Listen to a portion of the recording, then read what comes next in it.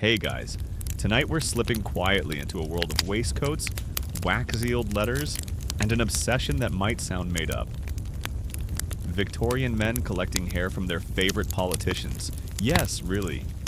Imagine you're wandering the gaslit streets of London, the fog dampening your coat and your mustache curling from the damp. You duck into a cluttered shop filled with tobacco tins, typewriters, and framed silhouettes. At the back, behind a velvet curtain, a frail old man is carefully placing a curled strand of hair, light brown, faintly glinting under the oil lamp, into a book. He presses the page down gently, labels it W. E. Gladstone, 1868, and lets out a satisfied sigh. It's bizarre, sure, but this was not only common in 19th century Britain, it was trendy. Entire albums were lovingly assembled by men of taste and influence, containing pressed curls from prominent political figures. You probably wouldn't last 10 minutes without getting weirded out. So, before you get comfortable, take a moment to like the video and subscribe, but only if you genuinely enjoy what I do here. And if you're up for it, let me know in the comments where you're watching from and what time it is for you. Now, dim the lights. Maybe turn on a fan for that soft background hum, and let's ease into tonight's journey together. You're standing in a respectable drawing room, tea cooling on a side table while your host flips through what looks like a photo album. But instead of photos, each page contains locks of hair carefully arranged and annotated in copperplate handwriting. Here's Disraeli, he says proudly, tapping a dark, wiry curl. And here's Palmerston, just before Crimea. Hair, human hair, neatly cataloged like stamps or coins, no grim trophies or morbid undertones, at least not on the surface. This wasn't some macabre Victorian secret. It was affectionate, admiring, even sentimental. Hair, after all, was believed to contain something of the essence of a person. A keepsake, a connection. Historians still argue whether this began with Romantic-era mourning traditions or as a spin-off of religious relic culture. But by the 1830s, a noticeable shift occurred. Political figures became celebrities, and their admirers, especially men, sought tangible mementos. It was the age before photography became widespread, so a clipping of hair was the closest thing to capturing a piece of someone you admired. And these weren't random strangers cutting locks from public statues or something equally unhinged. Often the hair was given, snipped during a visit, exchanged after a dinner, or mailed in an envelope after a particularly compelling debate in Parliament. Sometimes it was a farewell gesture from a retiring MP. Sometimes it was mailed unsolicited by their secretaries who had clearly seen it all. It's hard not to chuckle at the image. A man, freshly shaven and crisply dressed, carefully flattening a curl between the pages of a journal while his wife knits beside him. But in the same breath, you feel a flicker of curiosity.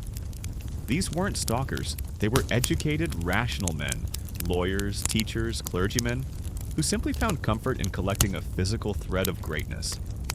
And it wasn't even seen as strange.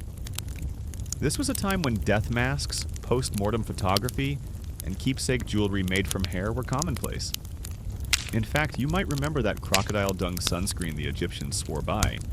This is that same level of sure, why not, in historical hindsight. The lock of hair became, quite literally, a page of history. There were entire supply chains around it too. Bookbinders who specialized in thick, acid-free paper for hair albums. Stationers who sold tiny envelopes labeled hair specimen. Even glass cases designed for displaying especially illustrious curls. And while the majority of these collections remained private, occasionally they would be shown off, over brandy of course, with the same gravity you might reserve for a signed first edition. Guests would murmur respectfully, leaning in to observe the texture, the color, the alleged date, and location.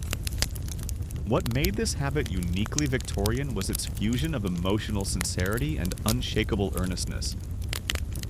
Hair wasn't just hair, it was a metaphor, a relic, a symbol of civic virtue or moral strength.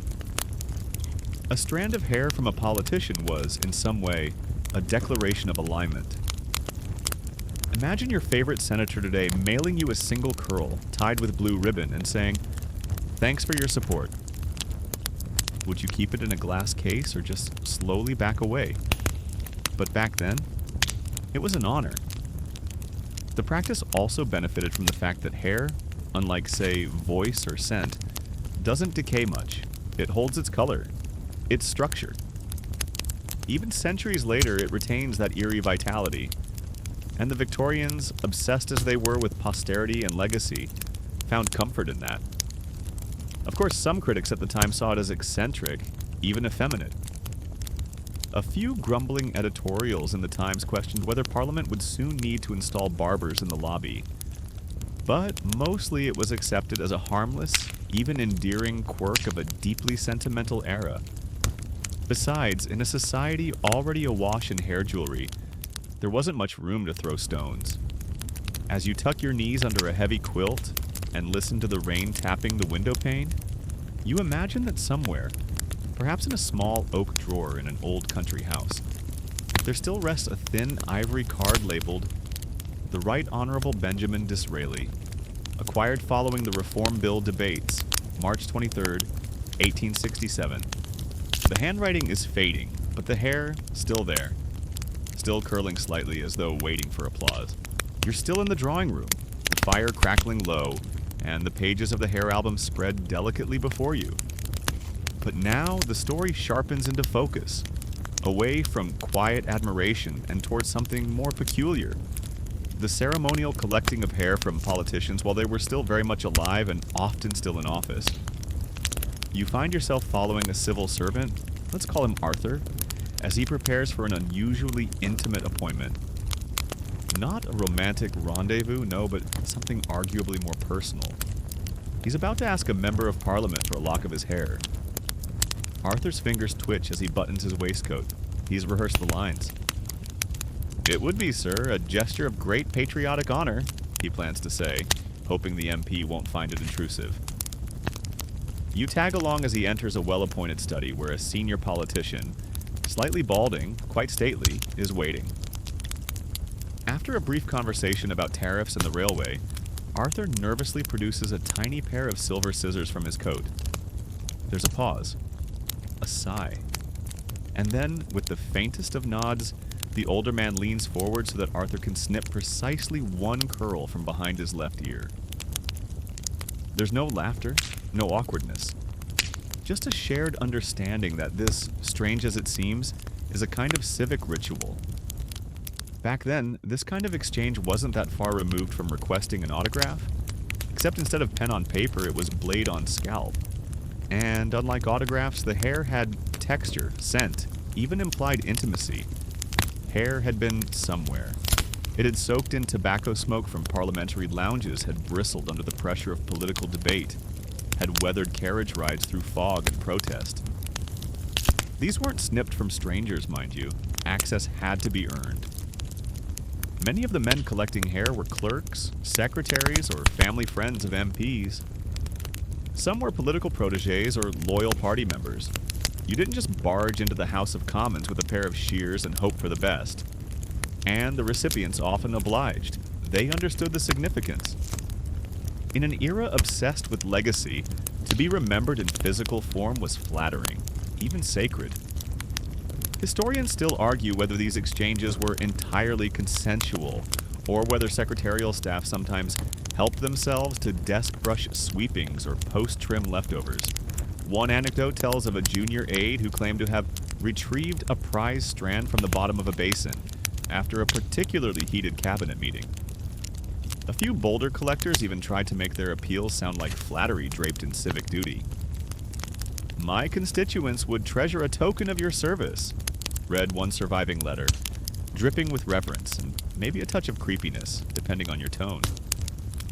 There's even a story, probably apocryphal, about a man who campaigned for office with a glass pendant around his neck, containing the hair of 2 sitting MPs, one from each party. "Unity through follicles," someone reportedly quipped. By now you can almost feel the texture of those old curls, coarse or soft, springy or brittle depending on diet. age and Victorian shampoo, or lack thereof. The act of collecting was often followed by a peculiar ritual, the careful mounting of the hair. Some used pressed albums, affixing the lock with a dab of glue and surrounding it with an ink-written date and note, sometimes even a political quote. Others preferred decorative cases, glass lockets, framed silhouettes with hair glued behind them, or even ring compartments. If you're wondering whether women were also asking for politician hair, hold that thought. For now, we're focused on the gentlemen, who often shared their hair albums like you'd share baseball cards. Over cigars and private clubs, they'd say, "I've got Darby." And you? One contemporary observer even wrote that political salons occasionally included hair exchange ceremonies. "It was an affectation," he sniffed, "but one which bore all the trappings of sincerity." Hair as memorabilia wasn't unique to Britain either. Across the Atlantic, Abraham Lincoln's hair was snipped post-assassination and distributed to select officials. But in Britain, they preferred the subject alive and well, ideally freshly combed. Imagine trying to explain this to someone today. "Oh yes, I collect strands of senator hair. Purely for admiration."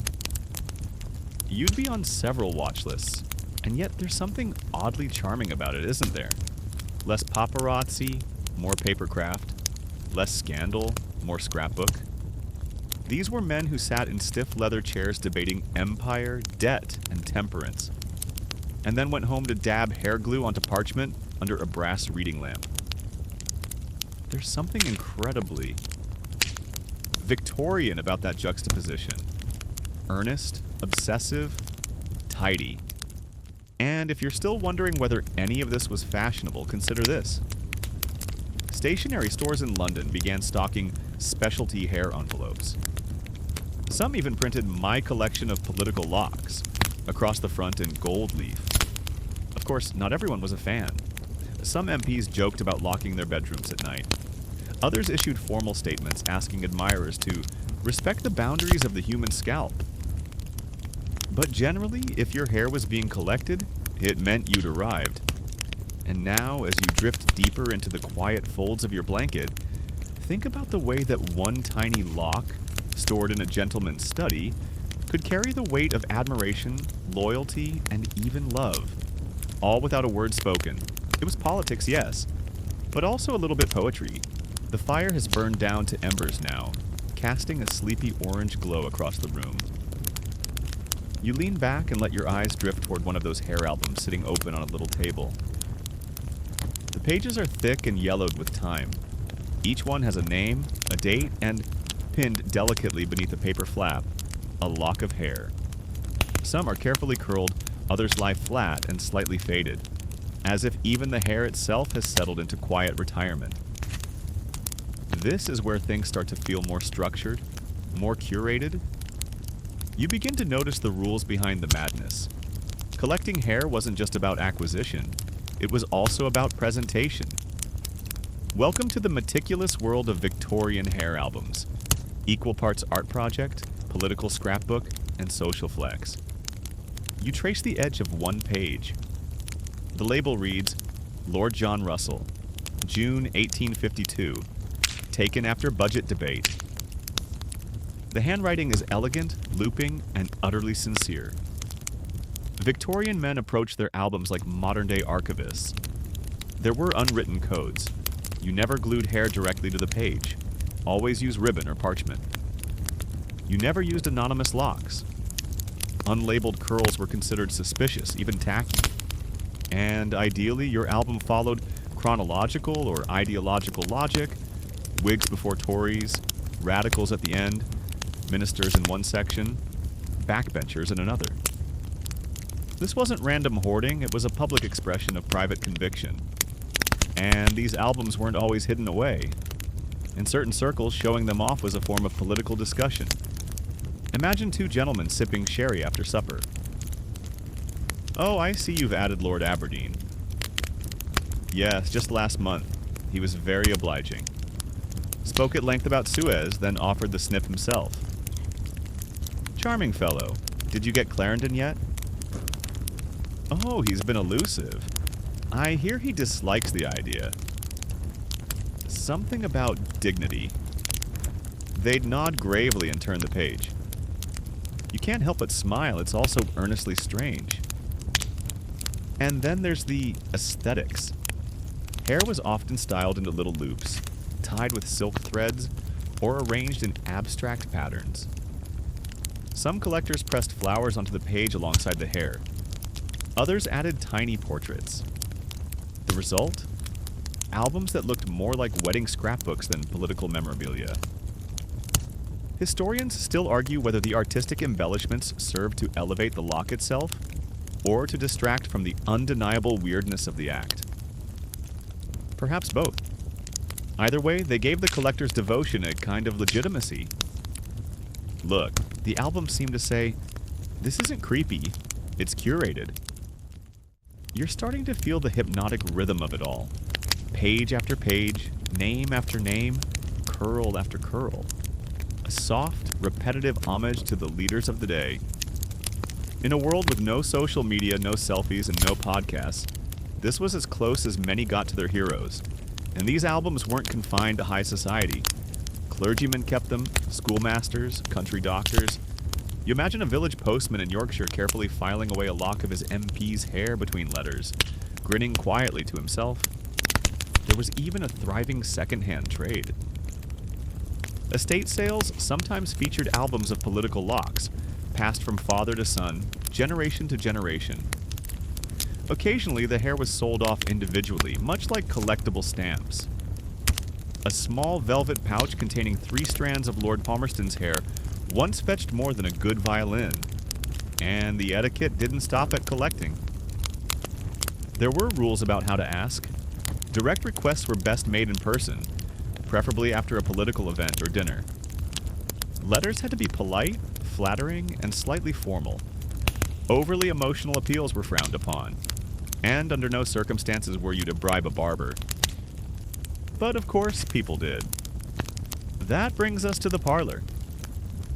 You step inside a refined Victorian sitting room, wallpapered, velvet draped, and lit by gaslight. 2 men, one young, one older, sit with matching albums on their laps, comparing entries like stamp collectors. Oh, your Disraeli is from '65. You can tell by the gray. Indeed. The man was prematurely silver. Adds character. They sip brandy surrounded by hair, and no one finds this odd. But just outside that parlor, the less polished side of the hobby is thriving. Barbershops became hot zones of opportunity. One London barber reportedly kept a Parliament jar filled with clippings from clients who happened to be politicians. Some he gave freely to local collectors. Others, well, he charged. Hair-based blackmail was rare but not unheard of. A particularly bitter political rival once threatened to reveal that an MP's collected lock actually came from his brother. Scandalous in a curly kind of way. And yet, even with all the backroom wheeling and dealing, most collectors were sincere. They weren't creeps. They were curators. Sentimental men in a sentimental age, preserving the people who shaped their world. One follicle at a time. You imagine turning the pages of such an album now, the paper soft and warm from decades of handling? The ink is faded, the ribbon a little frayed. But the hair? Still here. Still curled. Still quietly echoing the voice of its owner. And as your eyes grow heavier, you think, there's something peaceful about that. Strange, but peaceful. You're walking now, slowly through a narrow, cobbled alley where a small wooden sign creaks overhead in the breeze. Dunworth and Sons, Gentlemen's Barbers, Established Bin Sekiz, Yus Yirmi Uch. The window is misted with condensation.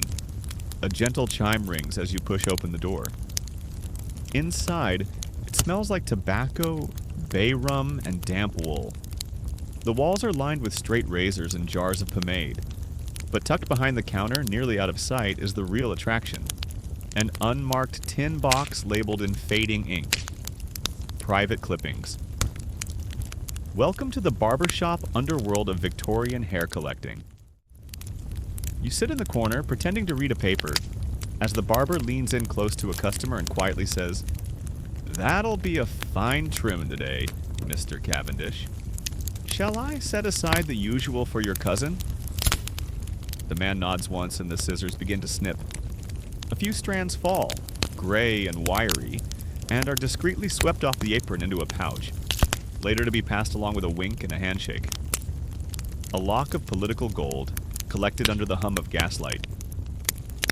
You might be wondering how barbers became middlemen in the follicular frenzy. Well, it's simple.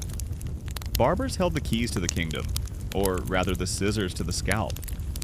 For a few shillings more, they could forget to clean their brushes. Or, for a trusted patron, they might sneak a fresh clipping straight into a velvet envelope. Unethical, perhaps, but deeply entrepreneurial. Historians still argue whether these arrangements were tacitly approved by the politicians or whether they were simply too polite to complain. After all, you can't exactly go to the newspapers and say, "Stop stealing my sideburns." Some barbers kept their own ledgers, noting dates and clients and which collector had claim on which MP. One entry might read, "March 3rd, Sir Everard's fringe, reserved for Mr. Butterfield of Dorset." It was a hairy economy and business was brisk.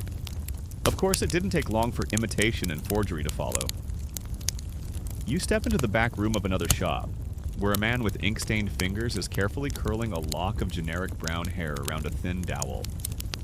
He holds it to the flame for a moment, just enough to give it that naturally waved look, then tucks it into a folded card labeled "Authentic Lord Salisbury."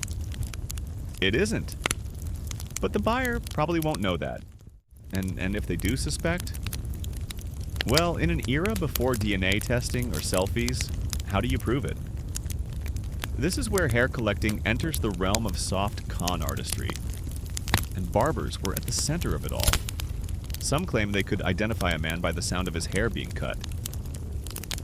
Ah yes, Lord Melbourne, one might say. He had a whispery snip. Very distinctive. You roll your eyes gently, but only because you're still awake. Others took pride in their role. A few even framed thank you notes from collectors alongside their shaving strops. One barber reportedly displayed a clipping of Disraeli's hair alongside his own wedding photo, captioned, "My two greatest honors." That's dedication. But it wasn't all cloak and scissors. Some barbers ran legitimate collection appointments, where respected figures could donate a lock in a clean, formal process. A chair was reserved, a silk handkerchief placed beneath the clippings, and a solemn little ceremony performed. It's all so deliciously unnecessary, and yet entirely in keeping with Victorian values. Formality, sentiment, and ritual in the most unexpected places. Even the vocabulary changed. Hair wasn't just cut, it was retrieved, offered, or conveyed. Collectors spoke of acquisitions with all the pomp of an antiquities dealer discussing Grecian urns. And if you're imagining all this as purely masculine, barbershops often played host to ladies' messengers too.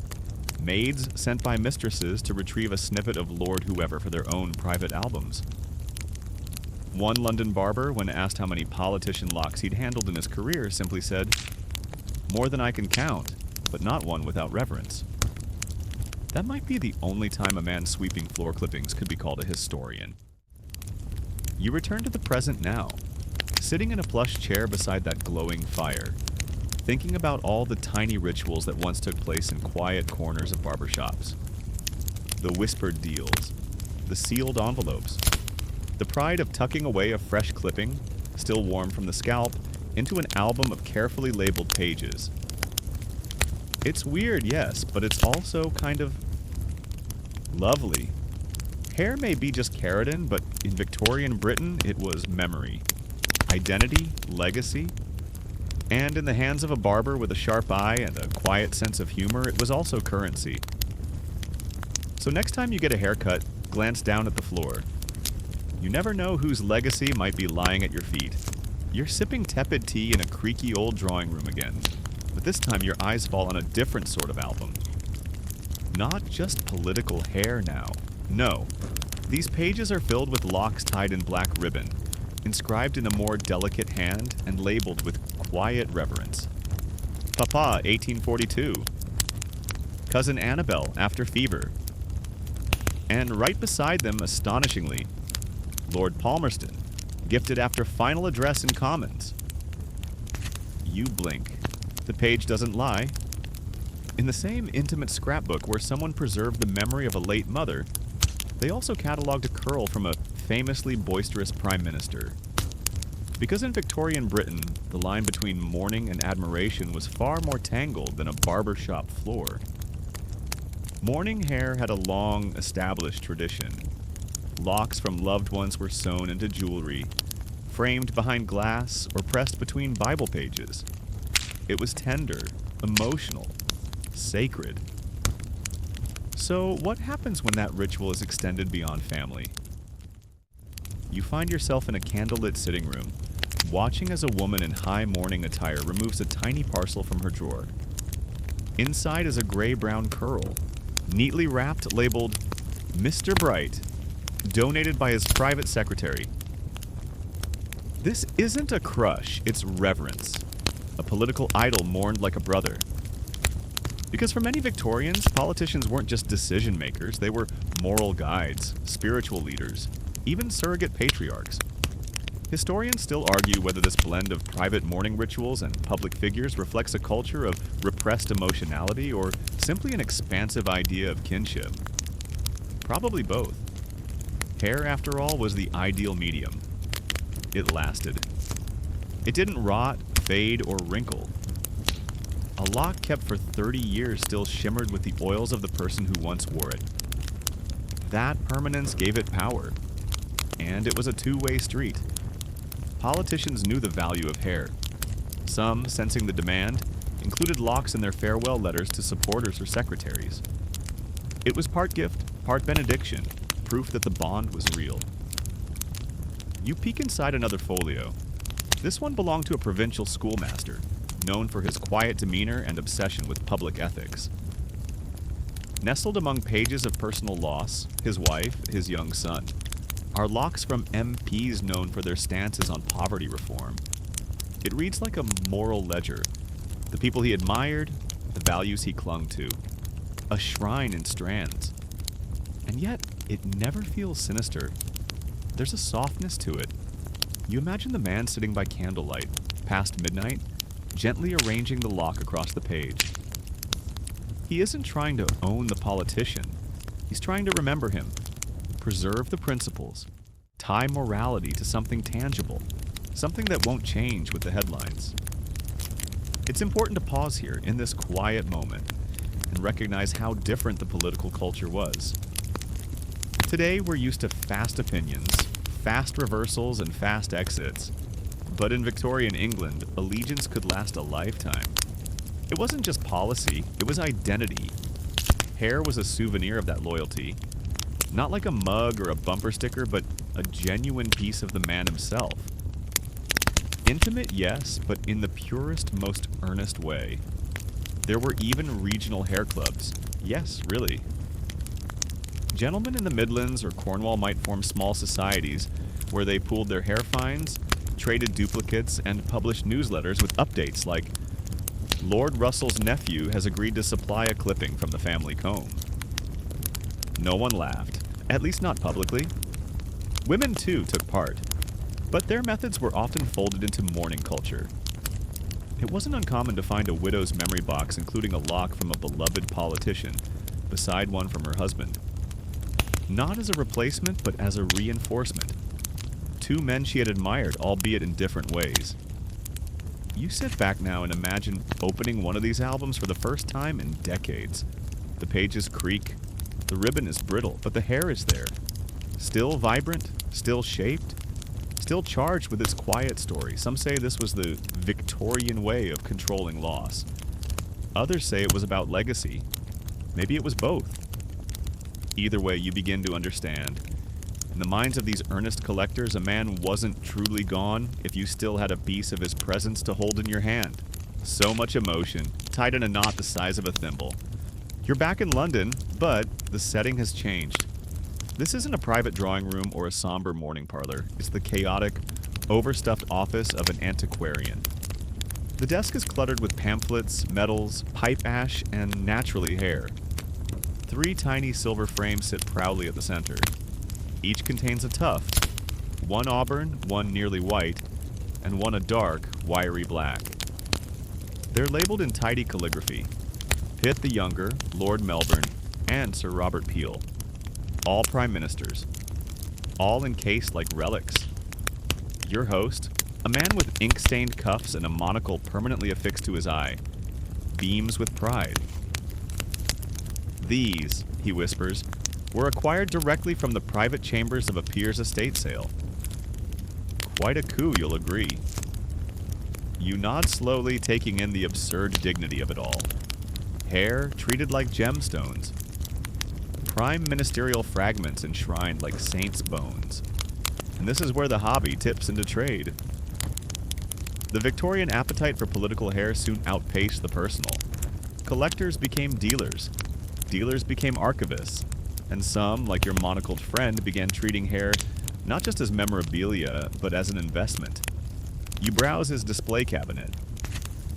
Beside the prime ministers, there's a bottle labeled Thackeray's Whiskers, clipped in jest. Another stranger still says, cigarette butt with embedded mustache hair? Disraeli? Embedded. Disraeli? You stifle a sleepy laugh. Historians still argue whether some of these collections were more performance than provenance. Provenance, after all, was difficult to prove. Hair had no signature, unless you saw the snip yourself or had a notarized letter. There was always doubt. But that didn't stop the demand. At auctions, small boxes marked hair contents fetched surprising prices. One anonymous buyer once paid 30 guineas for what was described as a confirmed snippet from the Duke of Wellington's traveling brush. 30 guineas could buy a fine suit, a servant's wages for a year, or one glorious curl from a war hero's discarded comb. You walk through the shadowy halls of an early museum. One of those private collections open only to friends of the curator. Among the maps, busts, and weaponry sits a glass case labeled The Hair of Leaders. Inside, there's no pomp, no grand explanation. Just 10 velvet-lined compartments, each with a name, a lock, and a year. No politics, no commentary, just history. In keratin. You realize that for Victorians, collecting hair wasn't about being morbid or macabre. It was about proximity. Legacy. Proof that you had in some way touched greatness. Even if that touch came secondhand via a barber's brush or a forgotten comb. And of course, the exclusivity only added value.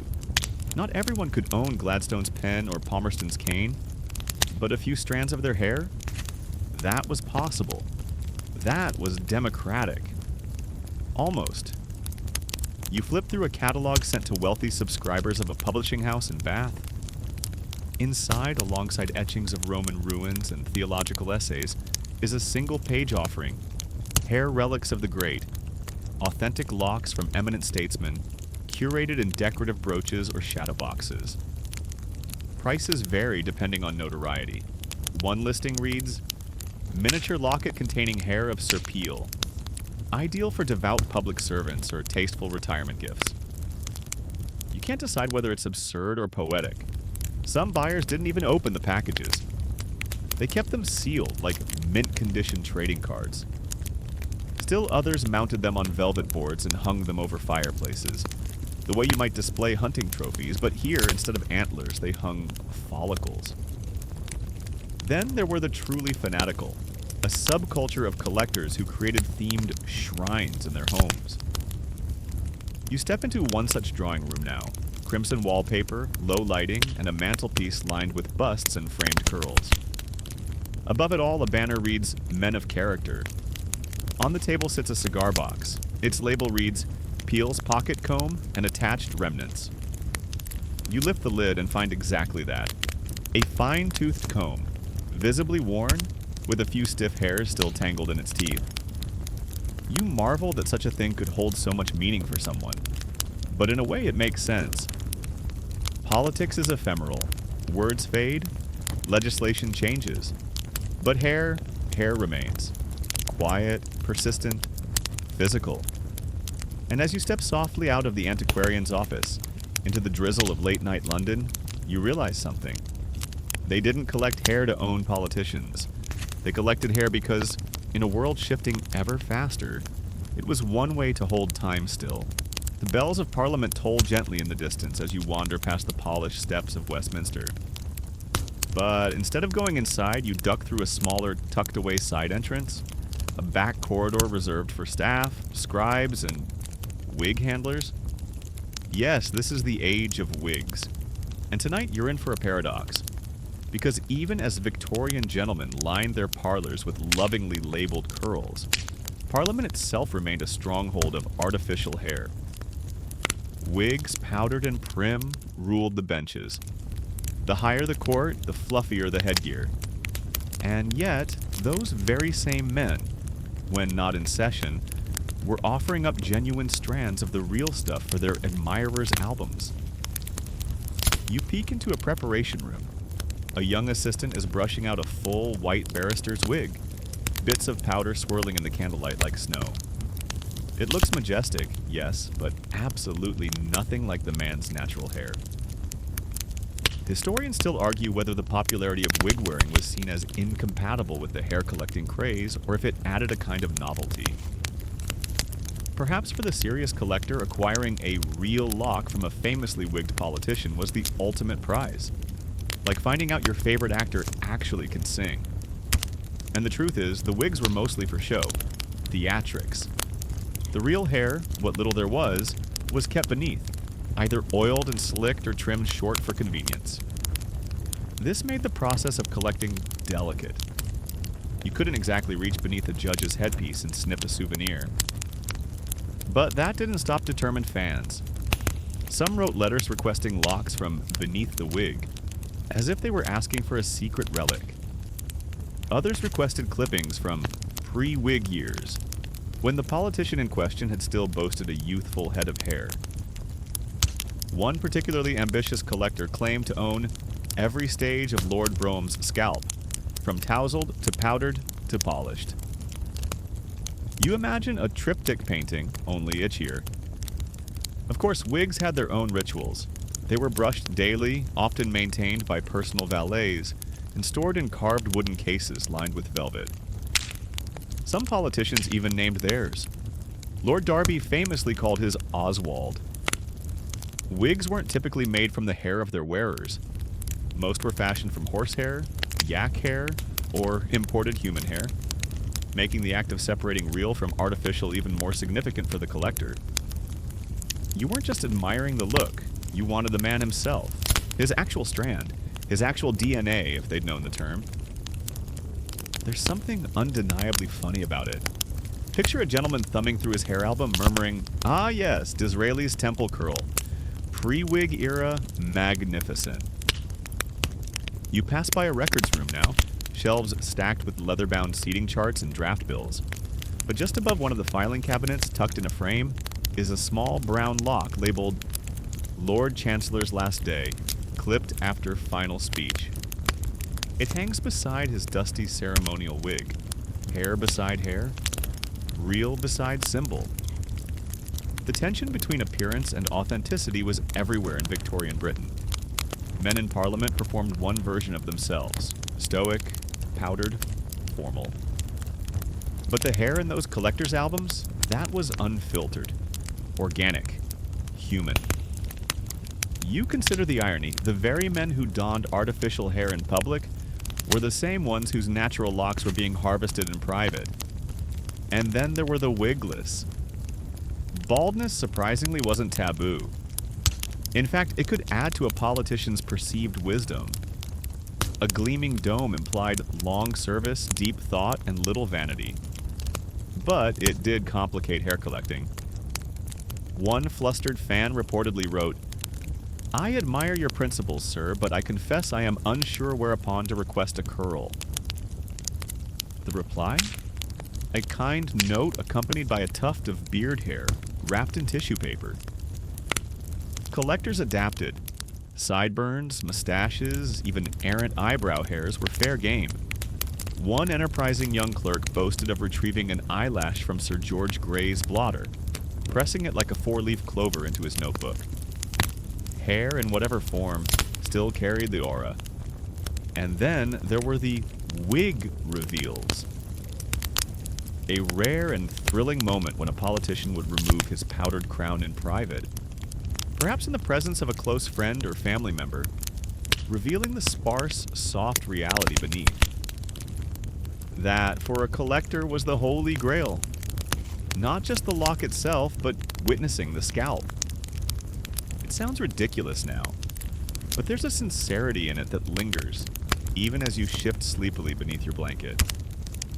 Back then, to hold someone's hair was to hold a thread of their reality.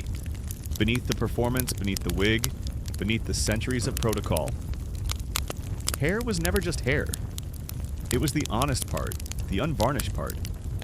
The vulnerable truth tucked beneath a powdered lie. And somehow that made it all the more precious. You find yourself now seated at a writing desk covered in thick bound journals and pamphlets, each one heavier than it needs to be, each one brimming with the type of knowledge Victorians adored. Part science, part superstition, and entirely overconfident. Tonight's rabbit hole? The curious and often hilarious Victorian attempts to explain why collecting a man's hair mattered. You run your fingers over the embossed title of one such volume. Physiological traces and moral vibrations in human hair with reference to public figures. It smells like mold and arrogance. Victorians loved their pseudoscience, and they really loved it when it offered moral justification for their hobbies. So, naturally, someone had to argue that hair wasn't just a physical remnant, but a scientific key to personality, health, even destiny.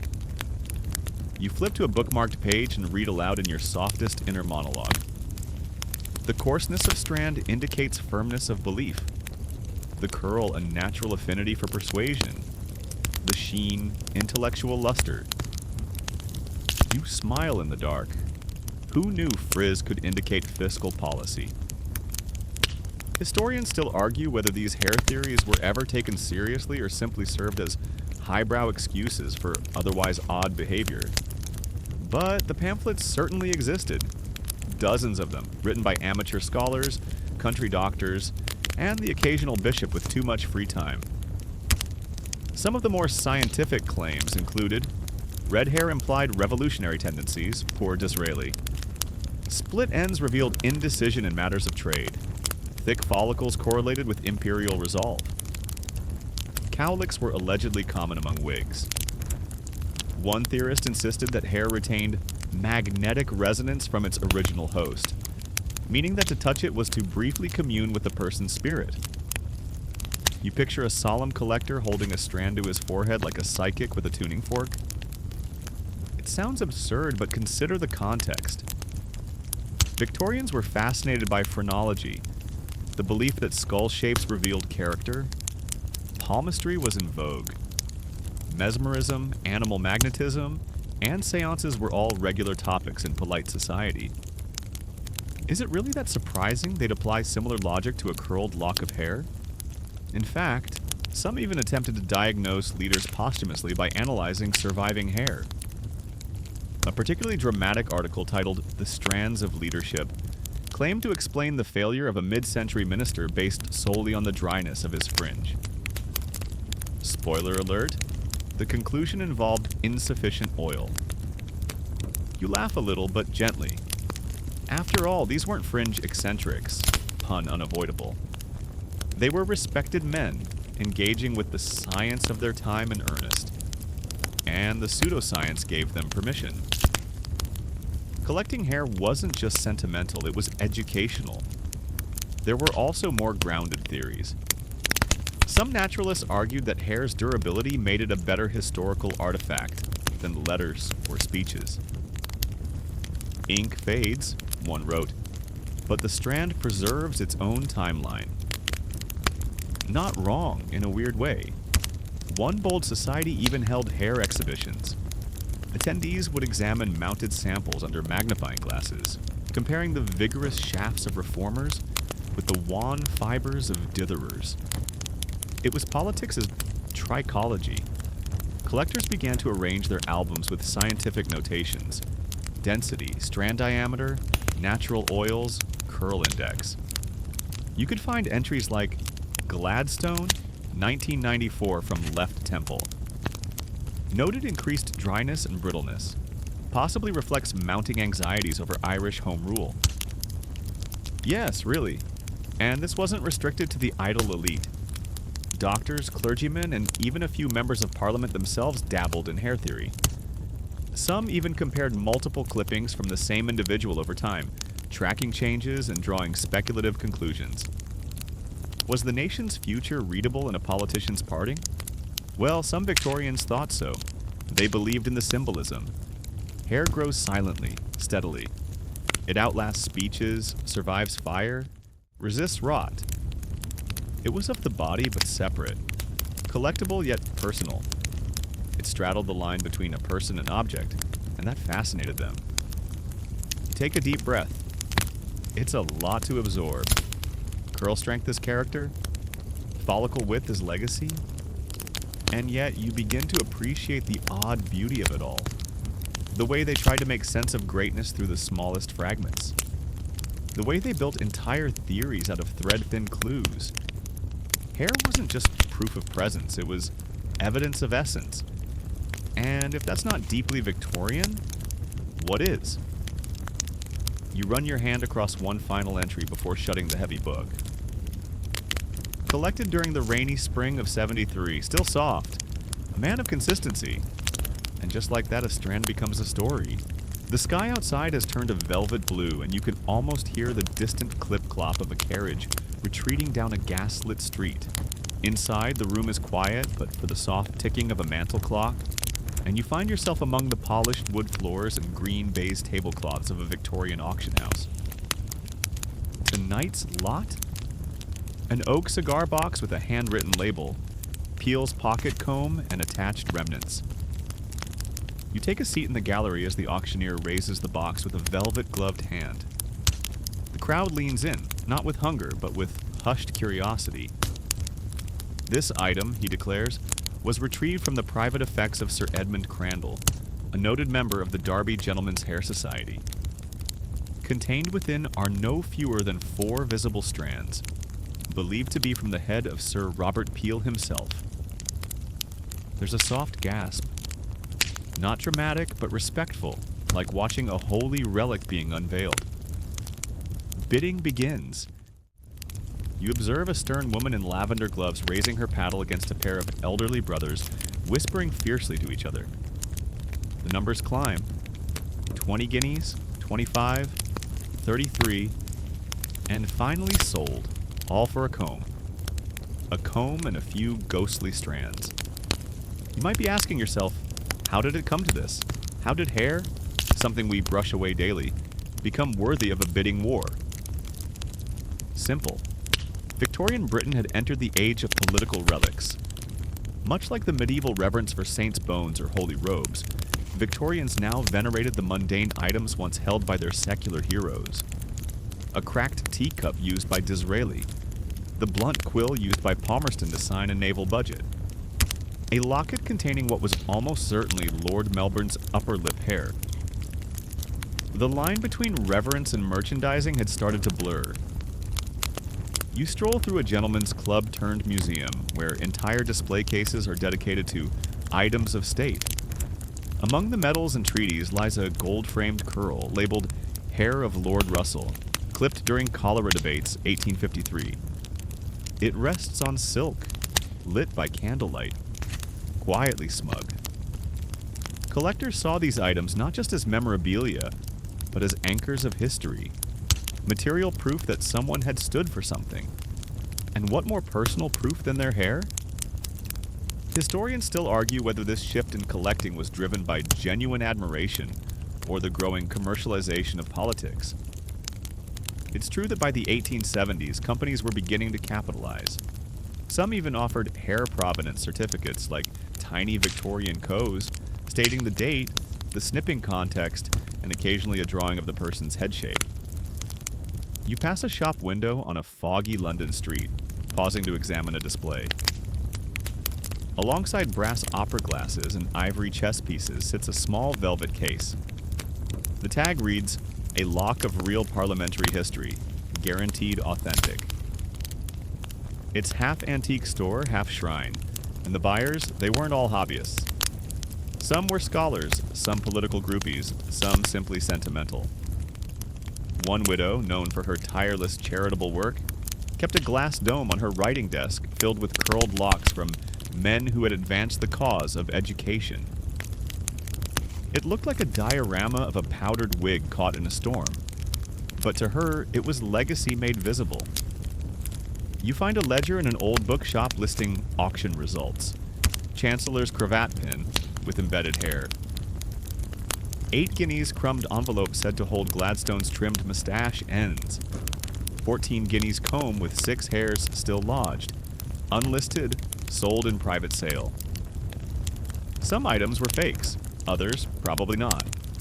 But for the dedicated collector, authenticity was sometimes secondary.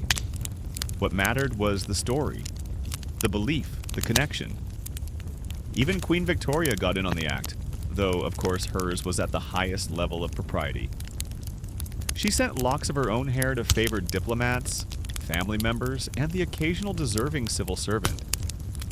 These were kept in ornate lockets or framed under glass, often displayed next to portraits.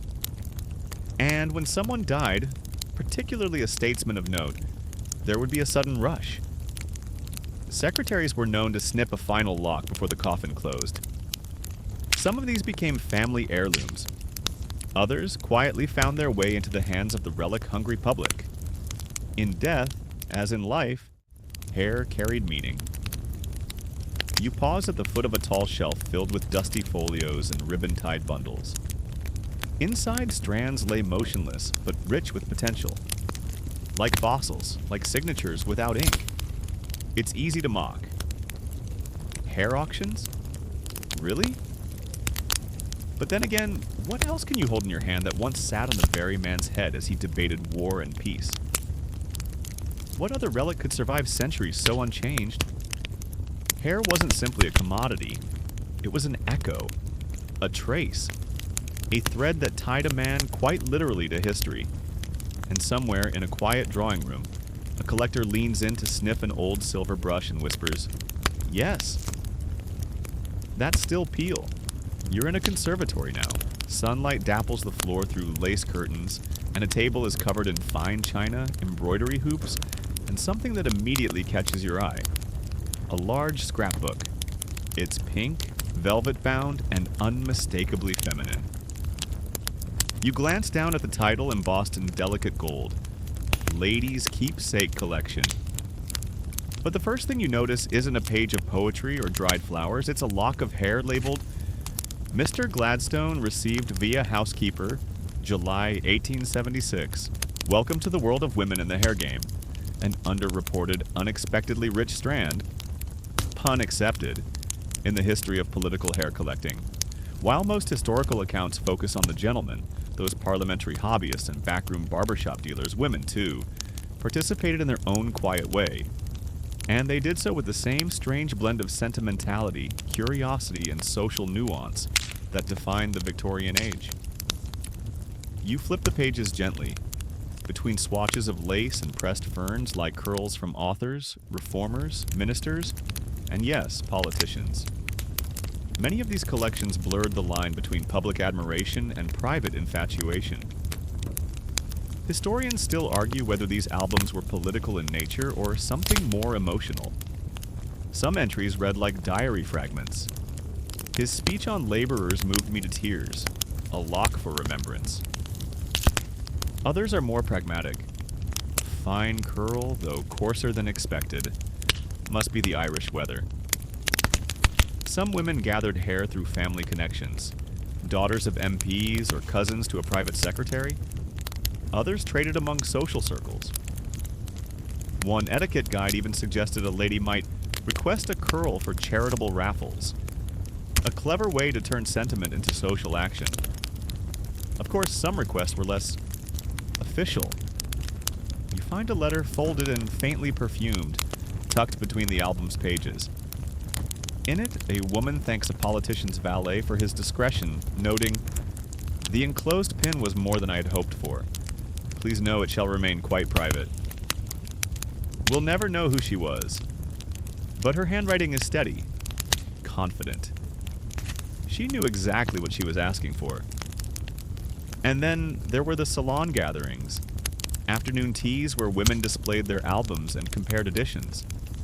You imagine them sipping Darjeeling, gently fingering ribbons, and remarking on hair texture the way some today might critique handwriting or penmanship. "Oh, your Lord Derby has wonderful body. Mine came rather limp. The humidity, no doubt. Mine was clipped during that dreadful by-election." It's easy to laugh, but there's depth here.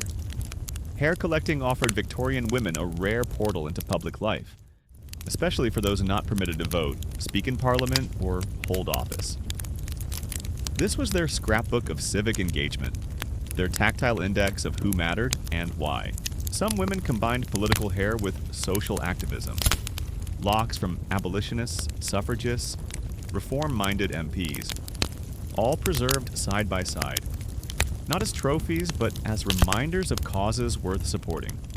A kind of quiet, coiled protest. Others took a more romantic route.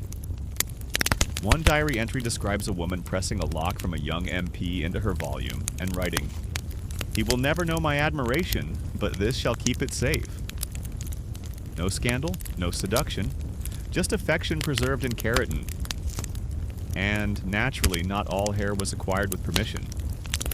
There are tales told in whispers of women retrieving strands from gloves, chairbacks, even from discarded napkins. One particularly bold socialite was rumored to carry a tiny pair of embroidery scissors in her clutch for just such occasions. You pause on a page labeled Mixed Favorites. Here, the hair is artfully arranged in small braids or shaped into initials. Some are framed with dried violets. Others rest beneath verses in slanted handwriting. You read one aloud. "The curl may gray, the speech be lost, but still I keep what time can't cost." It's equal parts diary and altar. Men displayed hair in parlors. Women hid it in books. Both, in their own ways, were participating in a form of emotional archiving. You find, to your surprise, that there were even female-only hair clubs. They exchanged clippings with each other, published anonymous newsletters, and debated the moral and aesthetic value of their collections. Not all men approved. One editorial in the Gentleman's Chronicle snidely remarked, "Let the fairer sex content themselves with lace and lavender. Our Lord's locks are not for ladylike fancies." You roll your eyes on behalf of history, because the truth is women were just as discerning, perhaps more so. One entry lists, "Hair from the Chancellor of the Exchequer declined due to lackluster policies." Even in sentiment, they had standards. And as you linger by the window, the sunlight catching the shimmer of a few preserved strands, you realize that this wasn't just a pastime. It was presence. For women excluded from political spaces, hair collecting offered a small, strange way to participate, to bear witness, to remember. And tonight, in this quiet space between waking and sleep, you tip your head gently to the women who tied curls into ribbon and memory, and in doing so, wrote themselves into the margins of history. You step onto the sweltering soil of a colonial outpost now, somewhere in British West Africa, or perhaps northern India. The sun is harsh, the shadows sharp, and everything smells of sweat, gunpowder, and sandalwood. A Union Jack flaps lazily overhead. A well-dressed officer adjusts his monocle and carefully slides something into his breast pocket. A curl of jet black hair, freshly snipped. But it's not his own, and it's certainly not from a fellow Briton. Tonight we wade into the murkier waters of colonial hair fetishes, a practice even more peculiar, more problematic, and more telling than its domestic cousin. In the colonial world, hair collecting took on new meanings. It was no longer just about admiration or memory. It became about control. Symbolic possession. A quiet, curling assertion of dominance. You follow our officer, let's call him Captain Langley, as he enters a low wooden hut where a local chief, resplendent in feathers and beads, waits with wary eyes. They exchange gifts.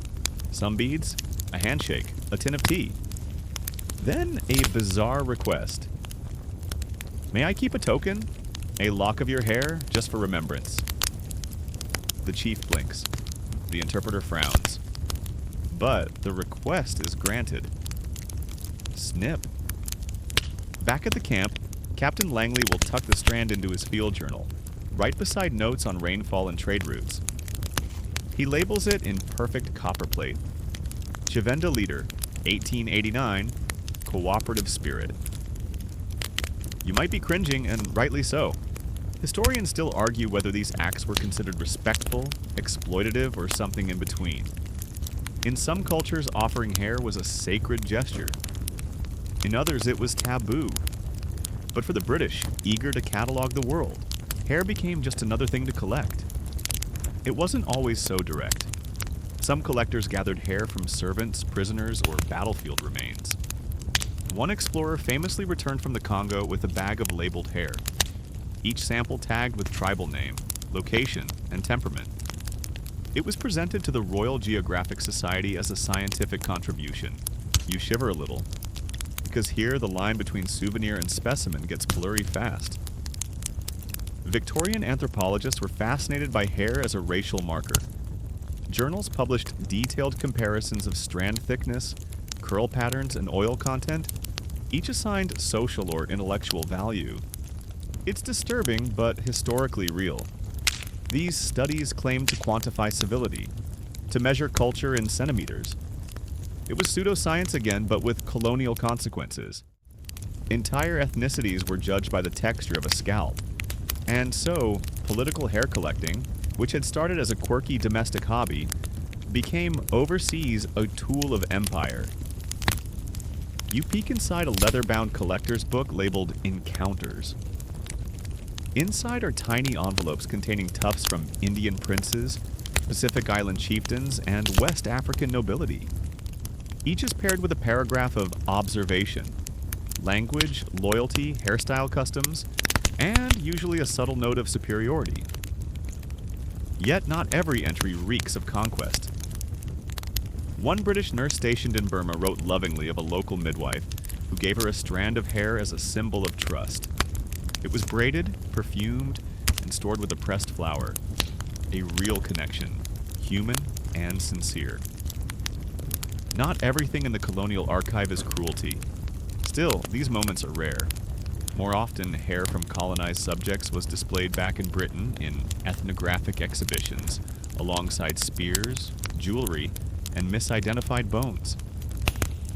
A strand of Samoan chief's hair was once mounted beside a taxidermied bird of paradise, captioned, "Specimens of Vigor and Beauty." You imagine the unease of standing in a London museum hall, reading such a label, knowing how far that hair had traveled, and what it represented. And yet, the impulse was the same as ever, to possess, to preserve, to pin something wild to the page. Even missionary wives collected hair, not just of those they converted, but of children, mothers, entire families. The albums were part devotional, part documentation.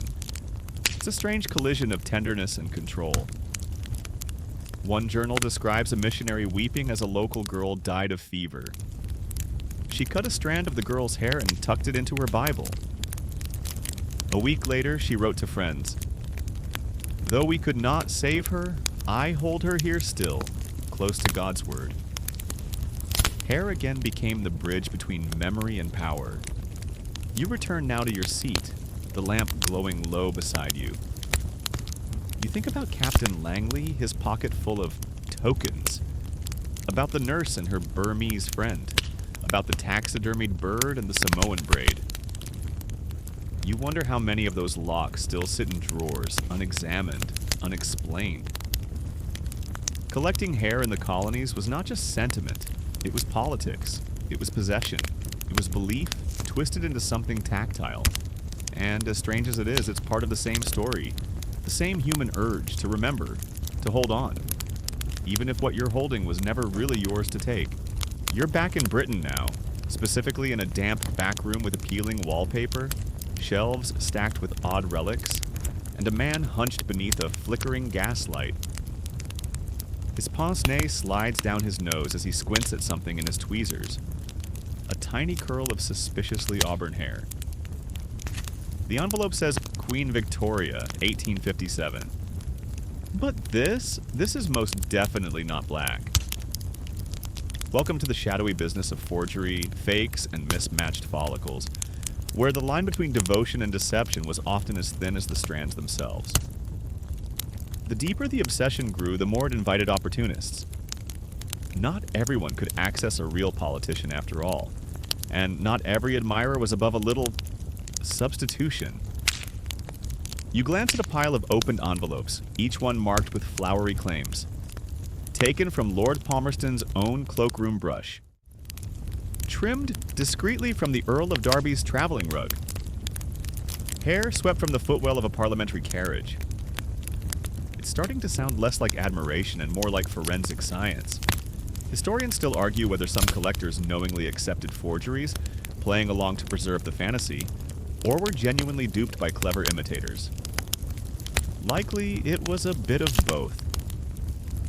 You flip open a collector's album from a country vicar, known locally as a political obsessive. One page is labeled Disraeli, 1873.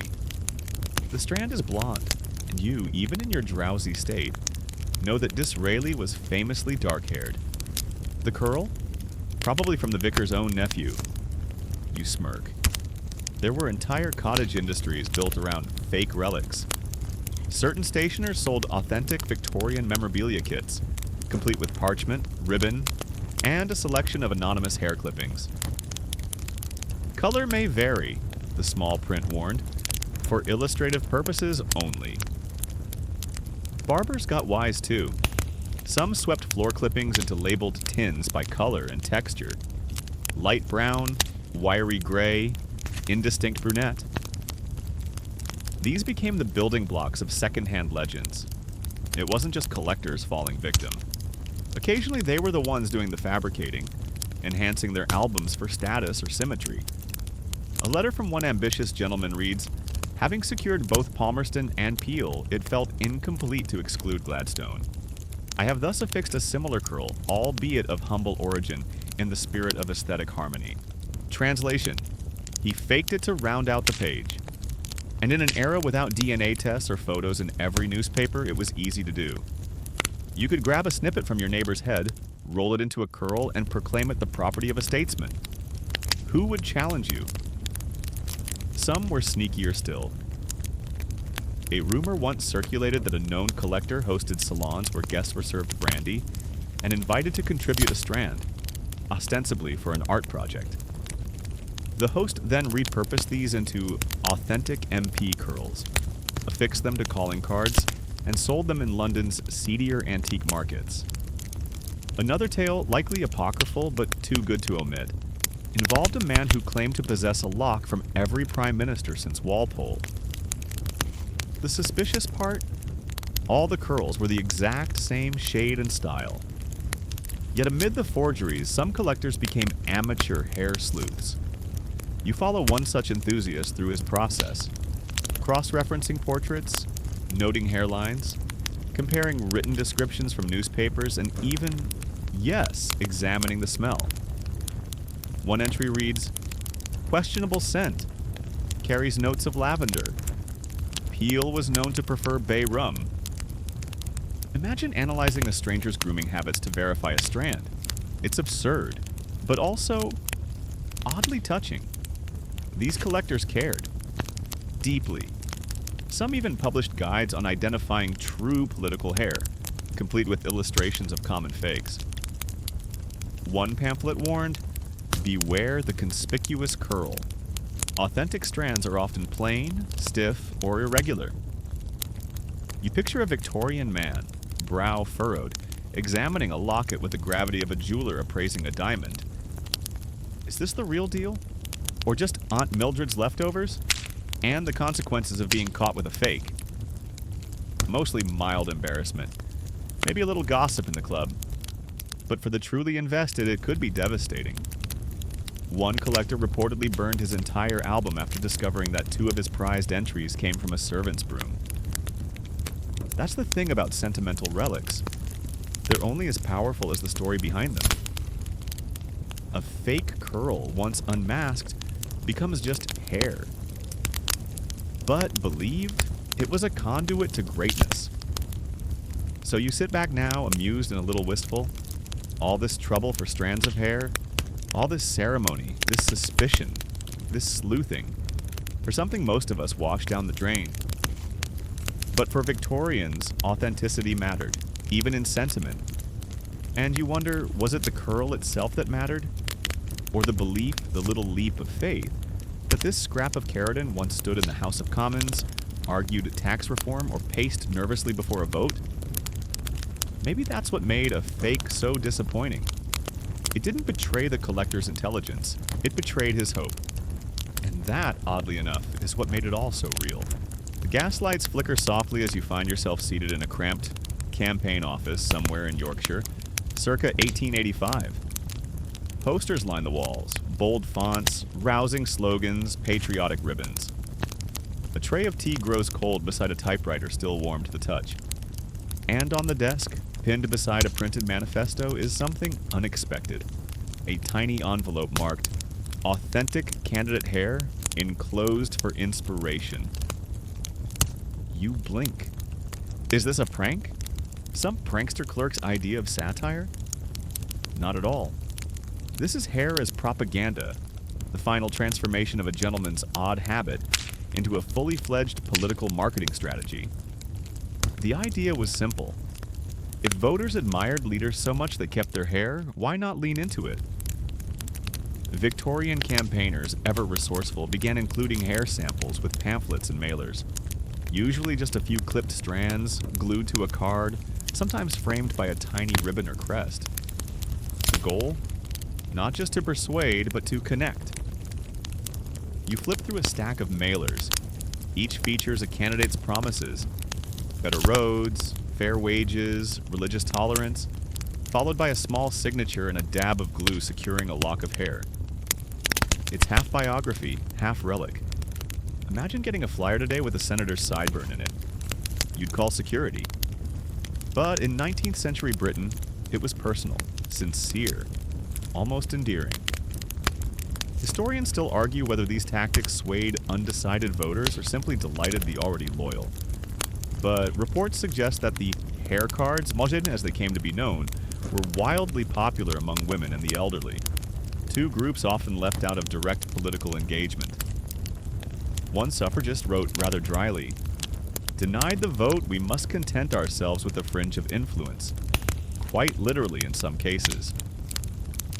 You chuckle at the irony. Political hair, once collected in secret by adoring fans, was now being mass-produced by campaign strategists. The personal had gone public. Even speeches began to reference it. At a rally in Liverpool, a candidate quipped, "I trust you'll find my views consistent, and my hair, despite recent rain, untouched by scandal." Cue polite laughter, applause, and a flutter of silk handkerchiefs. You imagine a voter tucking the hair card into her Bible or pressing it into a scrapbook between pressed clovers and dried violets. Not because she was naive, but because she wanted to believe in someone, to hold a piece of integrity. That's the power of hair. It bypasses logic and goes straight to the emotional archive.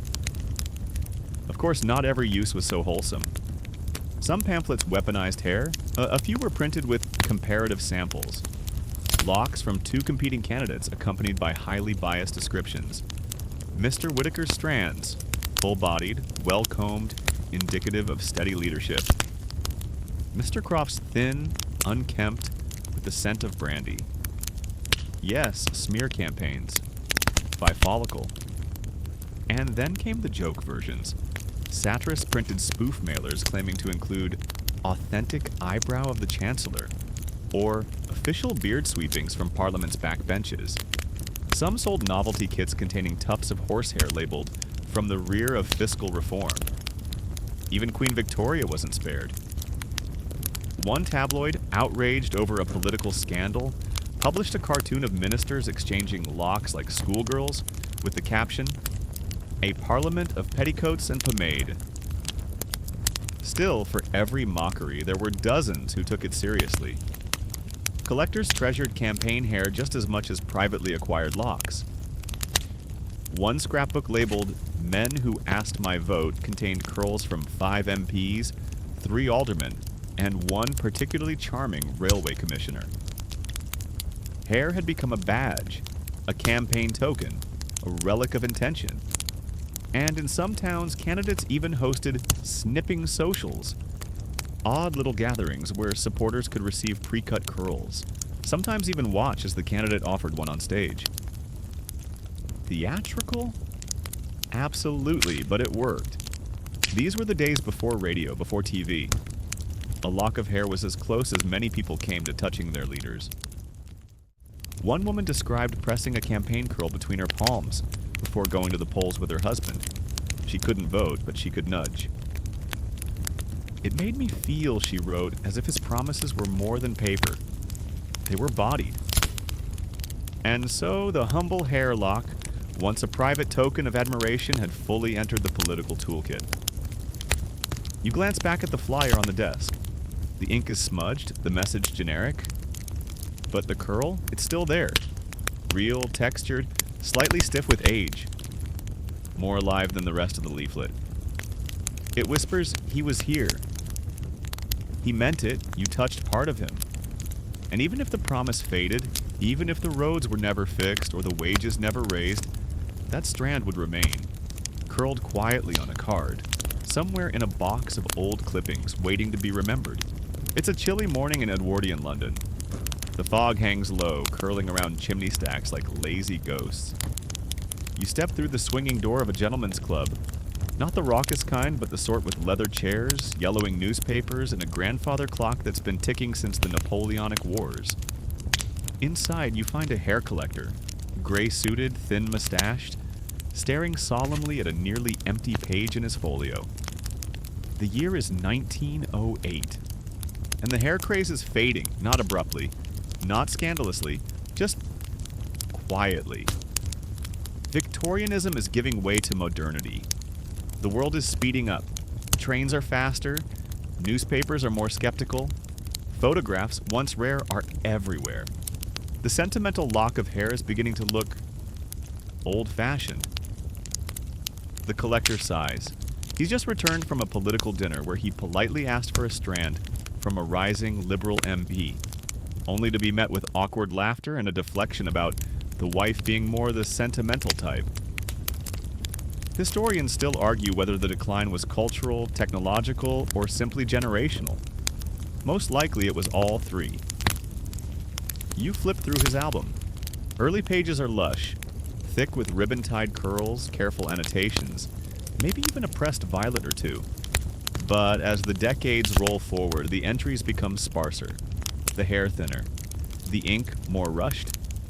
By 1900, politicians had begun favoring photographs as their public tokens. Signed portraits replaced strands, ink over keratin. And with the rise of the telegraph and radio, proximity no longer meant what it used to. You didn't need to hold a man's hair to feel connected. You could read his speech in the morning paper, hear his voice over the wire. The intimacy had gone digital. Well, analog, but you get the point. And something else was shifting. Attitude.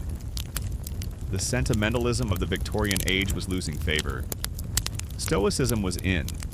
Masculinity was becoming sharper, cleaner, less embroidered. Hair collecting, once earnest and noble, began to seem quaint. A bit twee, possibly even effeminate in a world now obsessed with efficiency, war readiness, and industrial might.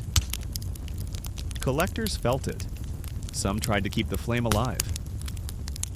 You flip through the minutes of the Society for Historical Hair Memorabilia.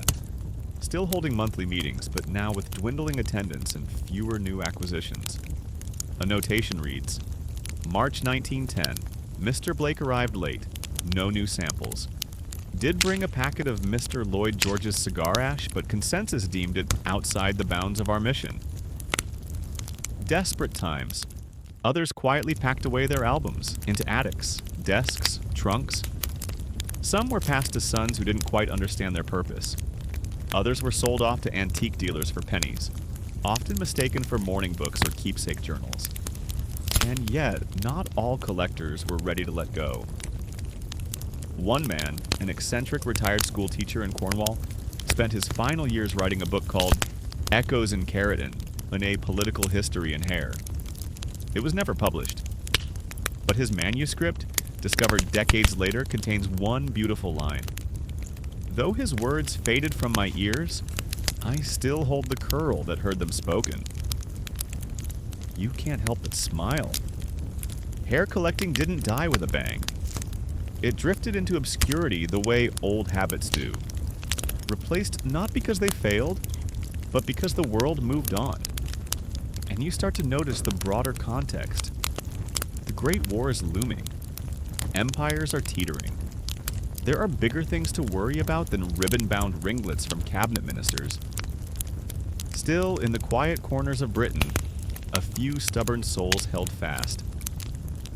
One library in Oxford maintained a parliamentary follicle archive until 1922. Another collector, rumored to have spent his entire pension on auctioned hair, died with over 300 labeled samples which he bequeathed to the British Museum. They declined, and yet the albums survive.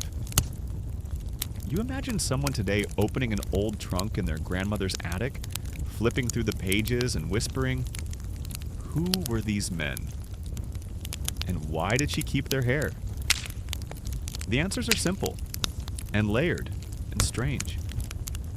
Hair collecting faded because it belonged to a world where slowness mattered, where devotion was tactile, where admiration meant more than a like or a retweet. In that world, holding a strand of someone's hair was the closest you could come to preserving a moment, a principle, a person. And even as the world marched into the modern era, that urge didn't disappear, it just changed mediums. The curls were traded for voice recordings, the annotated albums for photo walls. But the desire to hold on, that never left. So you sit back now, nestled in your blanket, letting that truth settle deep into your bones. Somewhere long forgotten is a box of ribbon-tied hair, each strand whispering, I mattered once. I was admired. I was remembered. And for one last moment, you believed them. You're somewhere quieter now. Not in a club, nor a drawing room, nor under flickering gaslight. You're in an attic. One of those long-forgotten places that smells of dry paper, wood polish, and the slow exhale of time. Dust motes drift through the morning sun, slanting in from a tiny window. A beam catches the edge of a leather case tucked between stacks of yellowed newspapers and a broken umbrella. You tug it free. It creaks open. Inside lies an album. Thick. Heavy. Faded red velvet cover. The gold embossing nearly worn away. But you can just make out the letters. Political Keepsakes. Volume 1. Your fingers hesitate, then open to the first page. There, carefully pinned, is a lock of hair tied with blue thread. Underneath, written in perfect 19th century copperplate, Hertgamp, Honorable William Ewart Gladstone. May 1874, from left temple, clipped after railway finance address. You smile, he's still here, and so are the others. You flip slowly through the album and each page breathes a little memory. Lord Palmerston, spirited and coarse. Disraeli, impossibly dark, slightly curled. Lord Russell, brittle ends but full of resolve. Each one is labeled, dated, often annotated with a note. Sometimes witty, sometimes reverent, sometimes both. Sir Robert Peel, acquired after long persuasion and 2 glasses of sherry. Wore better than expected. it's also careful, so intentional. Some pages include newspaper clippings or short passages of speeches. A few even have pressed flowers. One has a drawing of the MP's profile, sketched in graphite, the lock glued beside the ear. It's not just a collection, it's a storybook. You notice that by the later pages, the entries thin out. Just as we've seen the passion dwindled, the writing loses flourish. The handwriting becomes frail but never sloppy. The last page is blank, save for a short inscription, perhaps from the collector's son. These were the men he believed in. He said the hair helped him listen. And you realize this isn't just a curiosity, this is a love letter to democracy, stitched together with threads of keratin. Each lock a bookmark, holding open a moment in history. Historians might scoff, call it eccentric, sentimental, pointless, but you know better. You feel the quiet sincerity in every pin and label, in every glue stain and carefully looped strand. The collector, whoever he was, believed in something. Believed that a man's hair could say what his biography could not. He didn't just want the facts. He wanted the presence. And now, here you are, over 100 years later, holding the same album. Turning the same pages. Listening to the same whisper of crumbling paper and dried thread. And somehow, impossibly, it still speaks. The voices are softer now, but they're still there. A curl for reform, a strand for suffrage, a lock for liberty. Each one like a fingerprint from a man you'll never meet but somehow understand. You close the album gently. The attic is silent, and the story is complete. Now let's let the dust settle. The light in the attic has shifted, the sun now just a warm blur behind the glass. The album rests beside you, closed but still humming with memory.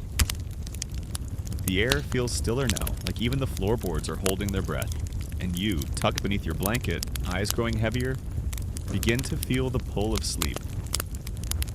You imagine the collector again, sitting at his desk, glasses slipping down his nose, the fire burning low. Maybe the room smelled of old leather and rosewood polish.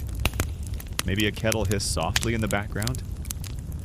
He dips his pen, labels one last curl, then leans back with a sigh. Not of sadness, but of satisfaction.